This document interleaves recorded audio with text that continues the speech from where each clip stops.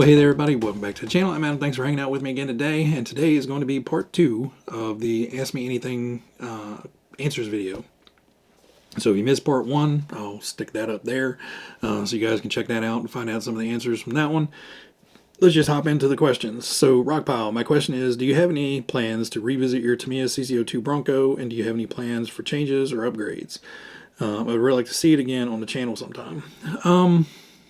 As far as upgrades on it, probably not. It already has decent wheels and tires on there, and I've upgraded the drive shafts because I twisted the drive shaft completely out of it the first time I ran it. For what it is, it runs really, really well. It surprised me. I'm sure I could throw some better shocks at it and, a few little bits and pieces. But overall, I'm happy with it, and it is a fun truck. Unfortunately, the crawlers just kind of tend to get ignored. They are out in the garage, and it's not something I see all the time, so it's not like I think, oh yeah, let me go out there and run a crawler around. Most of the time, if I do, it's one of the small crawlers I have up on the pegboard over there, and, I just take one of those out and run it around, and, in the back of my head, being like, I really should get one of the big crawlers out and run. It's just not something that pops into my head terribly often. I do enjoy it, but to be honest, running it out on the same pile of rocks all the time gets a little boring. So maybe I need to just go find somewhere else to actually go and run it. Find somewhere with trails or something. I'm sure it will be back at some point. Maybe next time Al comes over, we can take some out and crawl around. I don't know. We'll see. Ben World Peace, if you began collecting RC cars from scratch today, what would be your first 10 RC car picks, and what tools and equipments are a must-have for beginning anew, knowing what you know now? That one is terribly difficult to say, but I know the first one that pops in my head is the Manta Ray. It's just a fun, easy kit to build, and it just drives great. There are some that I have that I would probably put in that list but aren't available now, like the Mad Bull. While it is an extremely simple car, quick and easy to build, it is ridiculously fun to drive and makes me laugh every time I take it out. But they're discontinued right now, so you can't get them. I would say probably the Frog, the Hornet, the Blackfoot, well, any of the Terra Scorcher, Thunder Dragon, Fire Dragon, Chain Dragon, any of those are great ones to build and are really awesome to drive. Kyosho-wise, probably the Tomahawk is my favorite. The Turbo Optima, probably the tractor trailers. Either the Grand Hauler or the Globeliner. Those were absolutely fantastic kits to build, and I loved them. Now, as far as tools go, your what I would call dad's toolbox will get you by for some stuff. So there are some tools I highly recommend you get. And they're not terribly expensive. One, a nice pair of dedicated hobby snips. They don't have to be super high-end Japanese flat grind, super nippers. These are just crappy ones I bought off of Amazon. I don't even know if they have a name. I don't see one. Just something to cut your parts off the sprues nice and flush to the part. These have a nice flat side on here, and the bevel is on the inside, so you can lay your nipper right up against the part and snip it, and you don't have any stuff sticking up. If they're nice and sharp, they don't tear or pull at the plastic. They just cut it off nice and flush. It makes putting your stuff together and the results you get from it look a lot better and feel a lot better because you don't have little nubbins sticking up all over the place. Tamiya kits. A JIS screwdriver, whether it's a manual screwdriver or electric screwdriver or whatever. The little Tamiya kit is probably the go-to to start out with.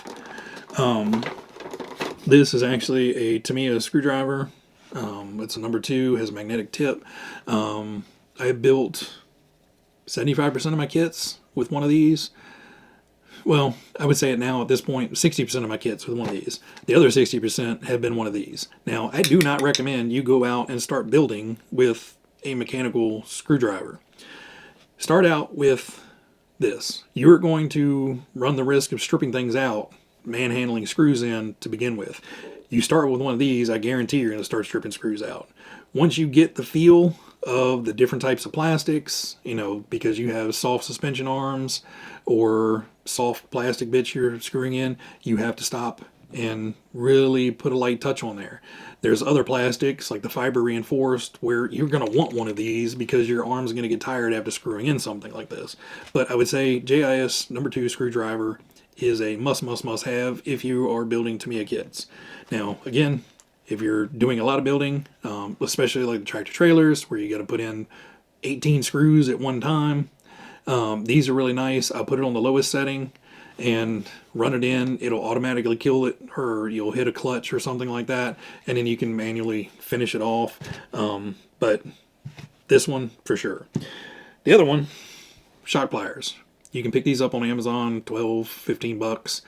They're all aluminum, so you can grip your shock shafts, turn on turnbuckles. You can grip your steering rods and your other linkages, put your rod ends on those.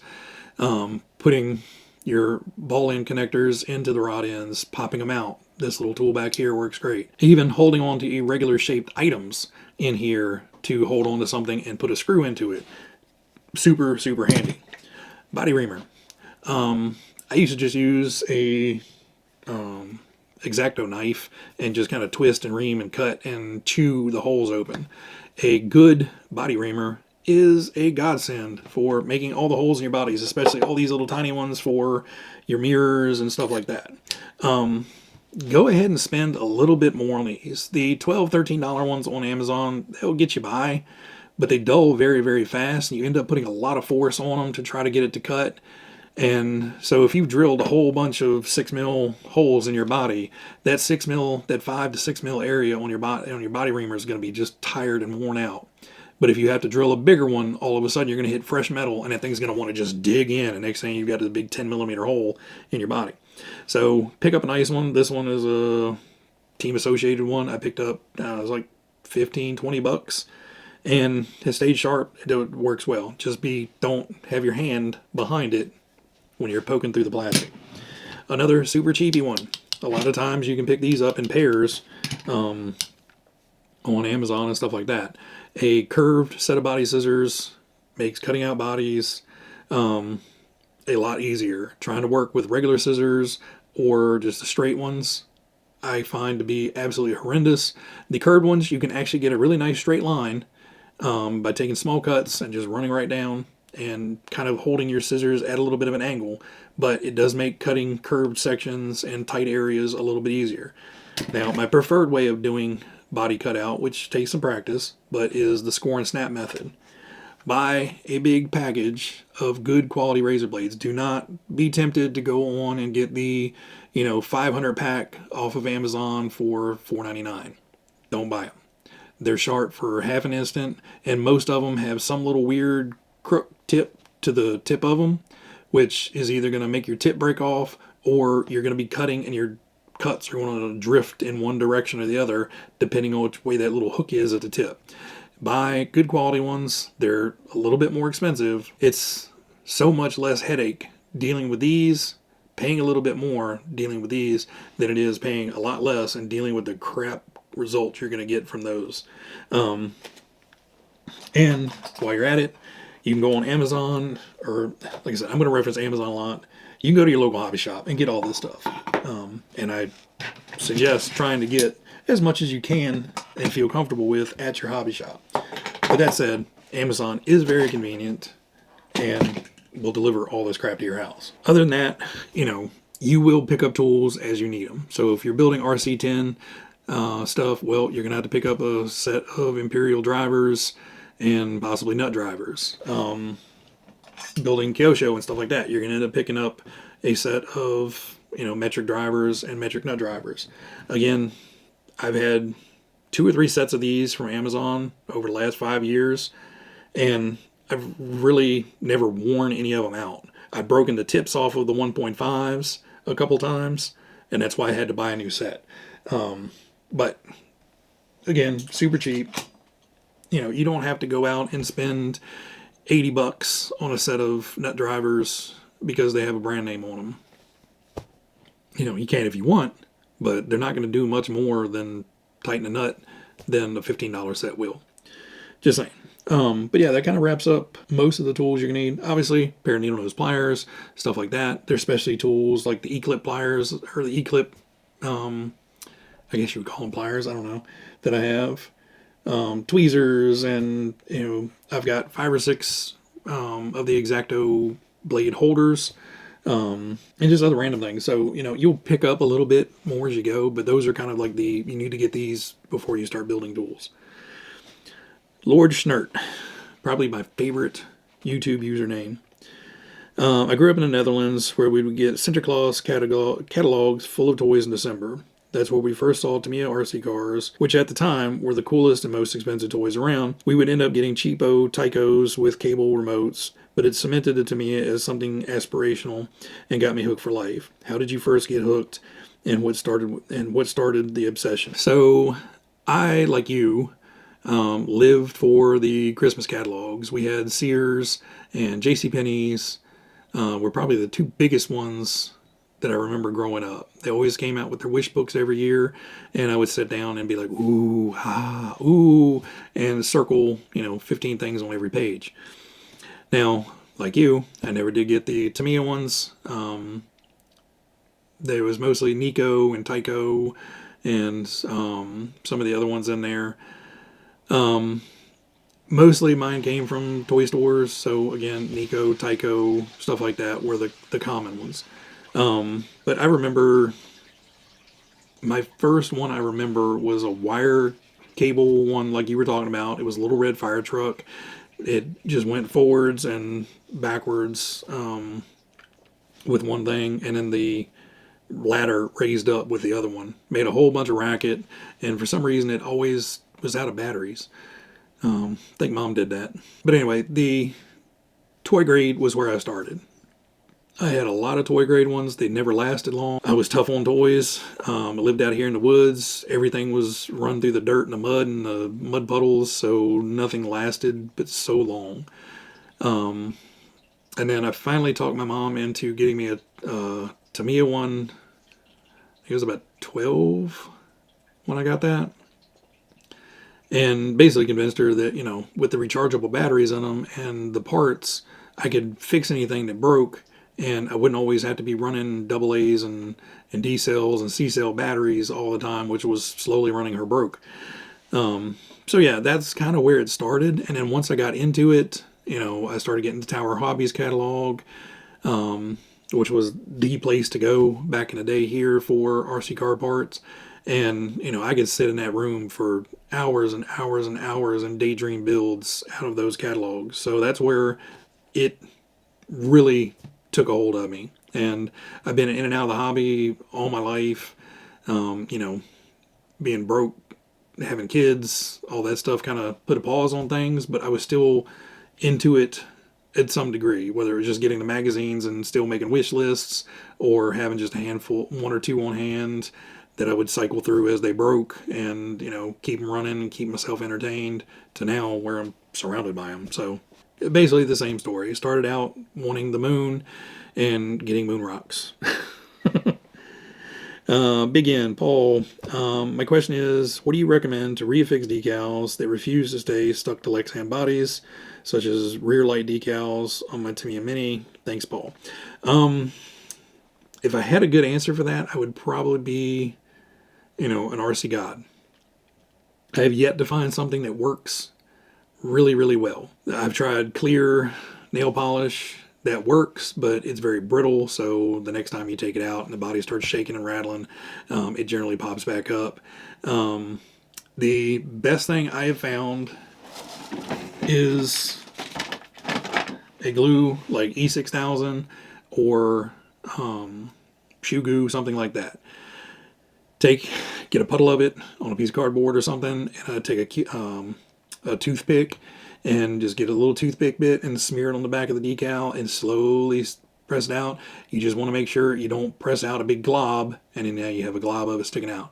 So it's kind of something you need to practice with. Take a piece of Scotch tape, put it on a scrap piece of Lexan, peel it up, put your fingers on there to make sure it won't stick, and then practice with that so you can kind of experiment with how to get the right amount on there and not too much on there, because it's really easy to get too much on there. But that's about the only thing that has really worked to keep them stuck down, because it stays nice and flexible. It's really a good bonding adhesive. But as that body rocks and rolls and flips and creases as you run it, it doesn't, turn brittle and crack and fall apart like the other stuff does. Honestly, the best way, MCI. Just a new set of MCI decals. You can replace the few that are peeling up or replace them all. MCI does a really, really good job of their decals. The only thing you have to be careful of with MCI, and it's not a quality problem on their end, it's a quality problem on the ink. Sometimes the yellow and the orange will crack if you ever try to stretch a decal. So like the Tamiya decals, if it doesn't quite make it, you can kind of peel it up and stretch it a little bit and stick it back down, and you get that like 1/4 millimeter of coverage that you need. With the MCI decals, if you have yellow or orange on the decal, do not try to stretch. And any of the ones that I have that have the yellow and the orange, I try to put on either with doing the cut the entire decal out solid and peel up one little edge, cut it off, and get that stuck, and slowly work it on, or use the wet soapy water method. Just because even in trying to peel those things off, the decal will stretch a little bit, and you'll start seeing little cracks in the yellow and orange. The other colors seem to bond just fine. It's just that yellow and orange is a little bit tricky to work with. Once it's on there, it seems to be really scratch proof, and you're not going to damage it by running them around much. It's just that stretching and pulling they don't do well with. Honestly, that is the best way to fix them, just because it's brand new. So if you have a lot of decals lifting off, you've got an old car and every tip of every decal is starting to lift off, might be better just to rip them all off and go with a new set of MCI decals versus trying to, play sticky mess, stick it back down with E6000. Christopher Walker says, what's been your best and worst build experience of an RC car? Worst, well, that's easy. That was the RC10 4-wheel drive. That was absolute misery from the beginning to the end, and I still hate that car to this day because it's a pile of junk. That's my personal experience with it. If you've had different, great. If you're an RC10 fanboy, great. It's your bestest car ever. I think it's a pile of crap. But that said, that's the one I hate the most, and I have zero love for that car. Favorite build of all time was got to be the Grand Hauler, just because that was my first experience with the big trucks. And it is honest, if you love building, the big trucks are great, because it is like building 3 kits worth of RC all at one time. There's just so many parts, pieces, hardware, everything. You're just building and building and building and building and building and building, and it doesn't take a terribly long time, but compared to a grasshopper that you can put together in an hour, hour and a half, you're spending days on a Grand Hauler. So that's probably the two yin and yang, best and worst. Canuck Chuck, if you were to have a 1-to-1 version of any RC vehicle, what would they be? And you can have more than one. Which one would probably end up in a ball of twisted metal and fire wrapped around an immovable object? RC10 4-wheel drive. If I had that, I would go to Canada, where they drive them off of a cliff for fun. Just to see that thing airborne and going, ah, na, na, na, na, na, na, na, would do my heart wonders. Full-size kits. I would say, probably just because I've actually, seen full size, is like the Fast Attack vehicle, or the Wild one.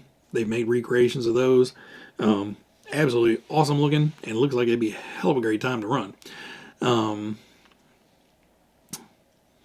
Something like a Cloudbuster, That would be awesome. You know, who doesn't want a big ass cool monster truck? TXT1 might be a better driver, but you know, that Clodbuster, that I just absolutely adore those things. They're the best recreation of the original monster trucks from the early 80s that were all huge steel frame chassis, steel bodied trucks. Basically a street truck that somebody put a mega chassis and tires and drivetrain underneath. They wobbled, they bobbled, they didn't go very fast, they were unstable as hell, but they looked awesome. And, you know, that would be a cool one. Something like the Super Astute, you know, really sleek performance buggy that could, you know, fly across Baja, but you were in a nice enclosed cab would be kind of cool. Well, my Hornet GTR, that would be nice. You know, have a really badass GTR, but in a cool Tamiya Hornet livery. I don't know. I'd lean towards probably anything that would be a monster truck, though. You know, cool kid dreams. Why not have a ginormous version of something? You know, even one of the, you know, Mutz Guts or, you know, Mystery Machine, something like that, as a monster truck would be awesome. Any of them, honestly. But yes, the one wrapped around a tree would be the RC10 four-wheel drive. All right, Joe versus RC. Asked a question, and I could not come up with a good answer. What's a joke that you were told that made you laugh harder than anyone else? I can't repeat that on YouTube. I will share the stories, though. When I was young, I started working at Track Auto. It's an auto parts place here. And I worked there for a year or so. And he was the assistant store manager, Barry. He was a walk-in encyclopedia of inappropriate jokes. It was like everything that's ever been written or said that had any kind of offensive or sexual innuendo punchline to it.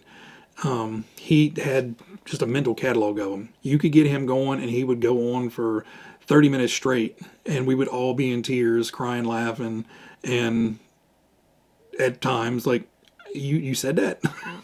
But, yes, there were many Barry jokes that I cannot repeat on YouTube for one reason or another.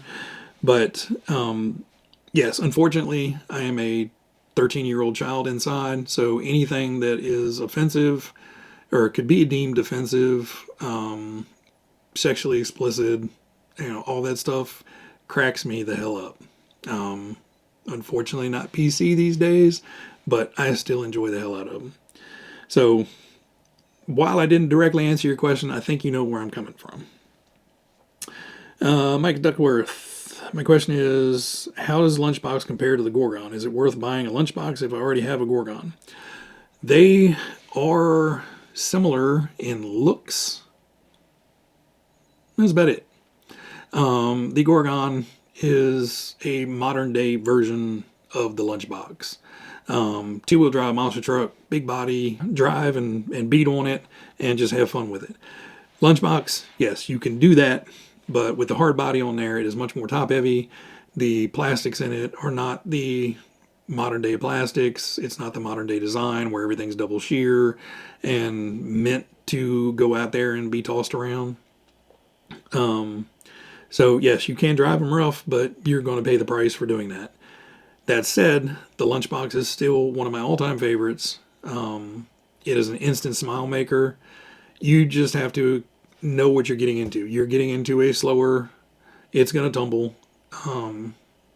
But getting it up on the rear wheels and riding wheelies with it and listening to it going digga digga digga digga digga digga digga as it's kind of bouncing and wheeling across the yard, it's an instant smile maker. Personally, I love the Lunchbox because it's a blank canvas.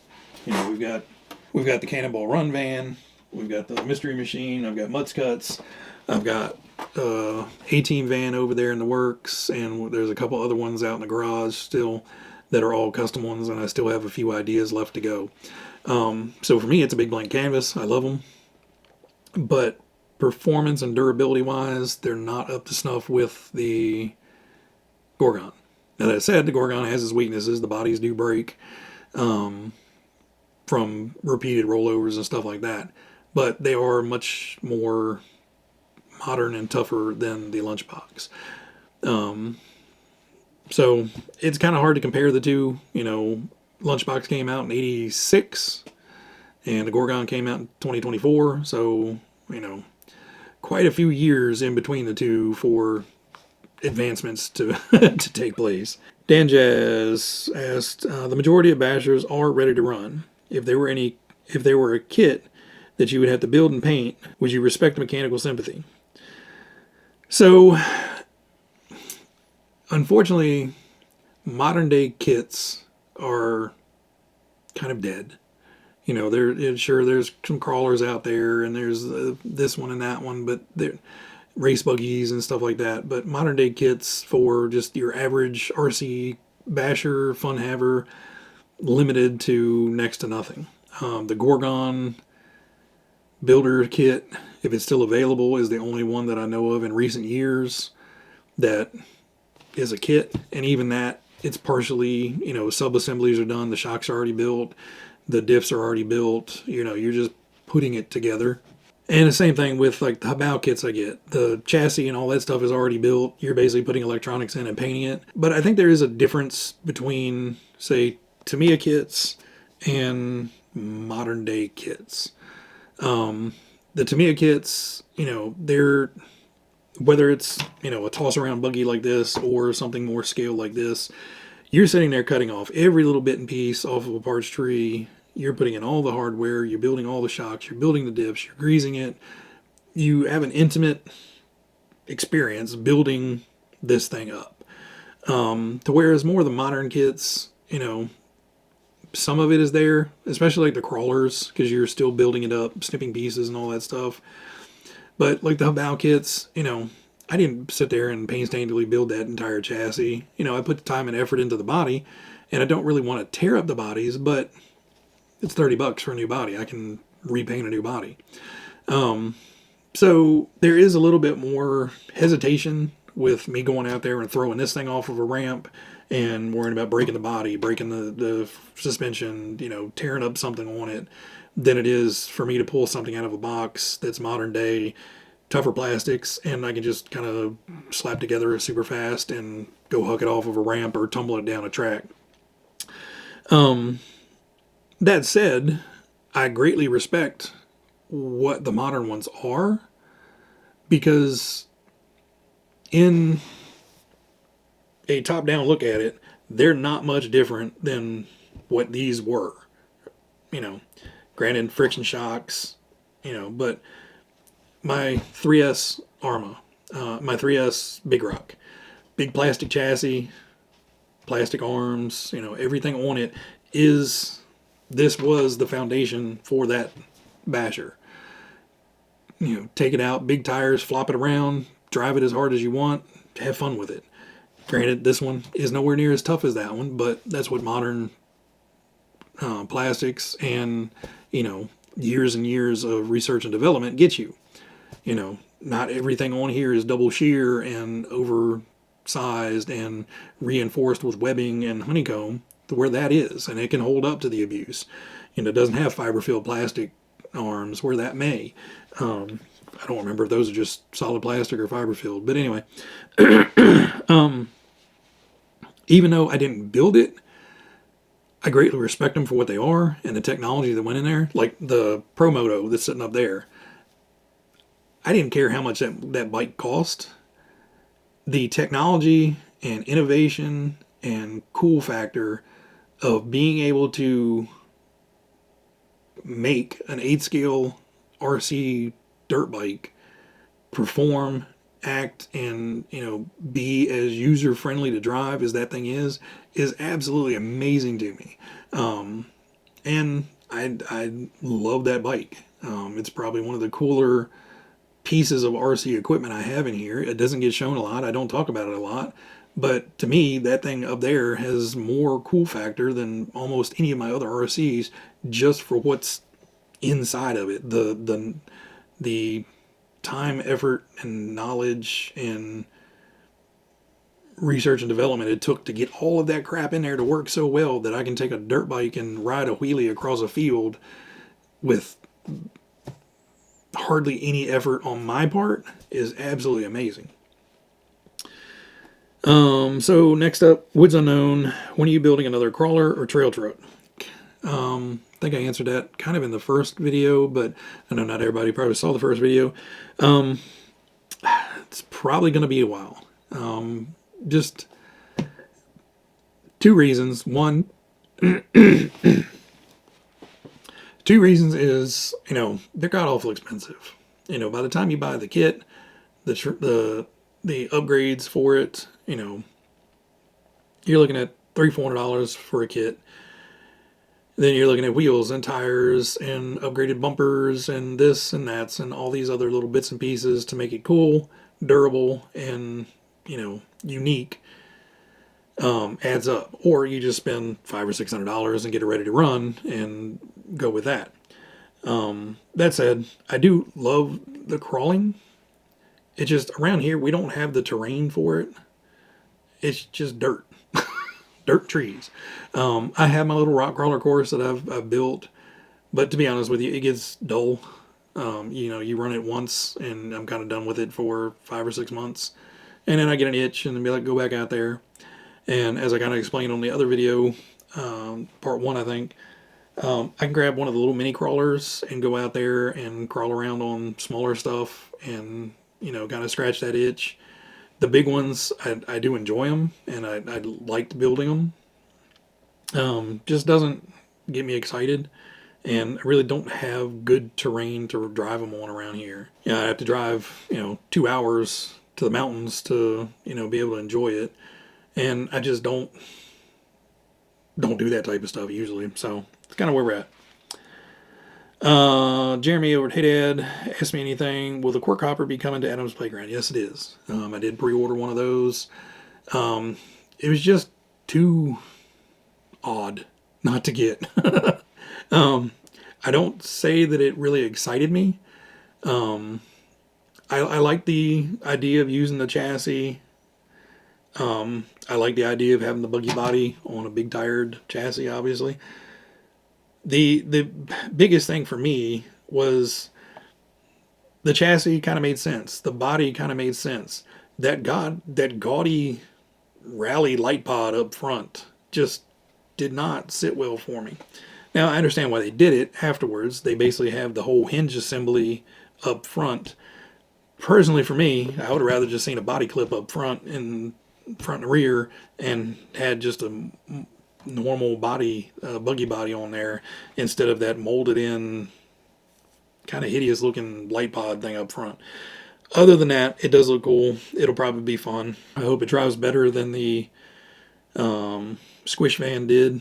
I'm still not pleased with the Squish Van.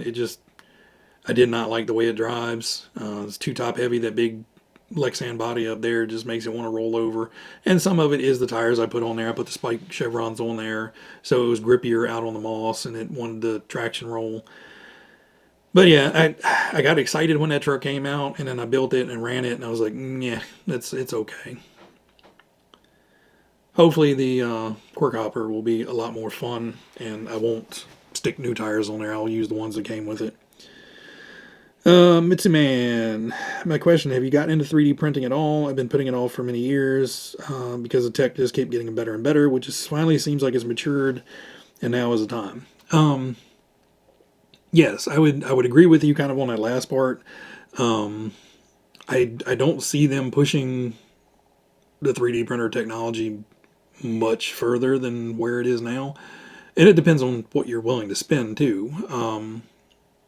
I've seen a lot on the new printers. I can't think of the name of them off the top of my head. Bamboo Lab and some of those other ones. They're insane how fast they can print and how good of a quality print you can get out of those things. I have a Prusa Mark II, and that was an upgrade from a really janky XYZ printer. Well, I wouldn't say janky. It was just an older XYZ printer that I got. I got it because it was like an all-in-one thing. You could do 3D printing with it, and you could swap in a little laser head and do some like laser wood burning type stuff with it. That part kind of was cheesy, but overall, I printed a lot of stuff with the other one. It just had a very, very small print bed and height, so it was very limited on what you could fit on there. And this is before the cool tree supports and all the new support technologies and super hot, fast hot ends. This was much older. This was, 10 to 15 years ago technology. And then I upgraded from that one to the Prusa, and that one works well. It's got a much bigger build plate and volume, but it's an open air printer, so I'm limited there. And I don't print much. I've always printed in PLA. I haven't really experimented with the PETG. I actually have a roll out there to try, but I've never actually used it. I made some functional parts. I made a lot of knick-knacky figurine stuff. And then I got into the resin printer when COVID hit and was stuck around here with not a whole lot to do. So I got a resin printer. I got a Elegoo Mars. And printed a lot of little mini gaming figures on there to paint. And that works really, really well. I enjoyed that. Other than the stinky mess of cleaning them all up and doing all that stuff, it makes fantastic prints, and you can do a lot of detailed stuff on that. And I made some functional stuff with it as well for RCs. But it's just one of those things where, I see all these guys printing 3D bodies and stuff like that, and it looks interesting.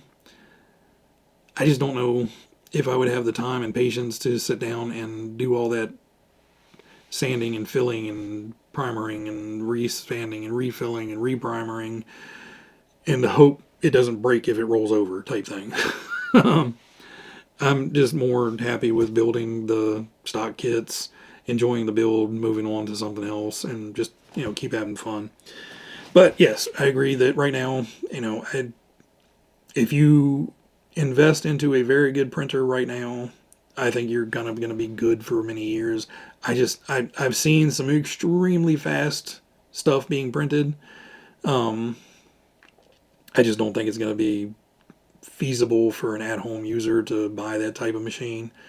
But they're great. There are so many files and useful things you can print for them, daily things you can print for them, fun things you can print off of them, and the sky's the limit. Honestly, whoever thought you could actually print a full RC car out of, thin air and a spool of what looks like, string trimmer line. But people are doing it all the time.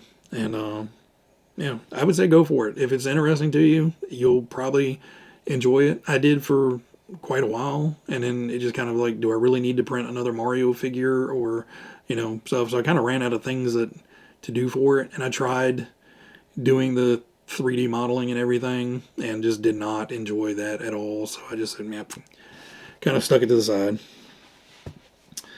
Shin RC asks, what compressor do you use to power your airbrushes? So I don't have a dedicated airbrush compressor. I just have the big compressor out in my garage. It's a DeWalt, I think 30 or 35 gallon compressor that basically I use for air tools and anything else, car tires, air tools, whatever. That's what I use. I have a dual regulator setup to where I have two different regulators and water separators on a little platform that I built. And I have a T running in between them, so I plug the air in. I have two of them set up to where I can run this airbrush at this PSI, and then I can run this airbrush at this PSI, so I can have one for painting in finer details, and I can tune that one, and I have one just set up at like 25-ish PSI just for backing, like doing big sections of white or backing everything in one color type thing. So I can kind of have two set up, so I can do all my individual colors, and I'll have just one set up to where I can blast on one heavy coat of gray on the end of it at the very end to seal everything in, that type of stuff. I don't have a dedicated compressor. There is a ton out there.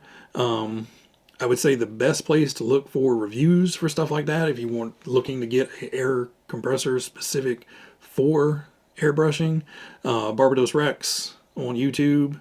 He has reviewed damn near everything airbrush related: compressors, spray booths, airbrushes, and he doesn't just stick with high-end stuff. He reviews the cheapest crap he can find all the way up to the highest end stuff. So I do watch his videos fairly often, just to see what's out there and, you know, take it in. Not really shopping for anything, but he has done a lot of stuff. So you can literally go to his channel, search for airbrush or search for compressor, and he'll probably have 20 different videos of random air compressors from Amazon and other major companies out there that you can check out. All right, I think that's going to do it for today's video. We're going to cut this one, and we're going to end up finishing up in a number 3 coming up tomorrow. So stay tuned for that. We've got, let's see, 2, 4, 5, 6 more people to get through, but there's multiple questions, so it's probably going to be about as long as this one.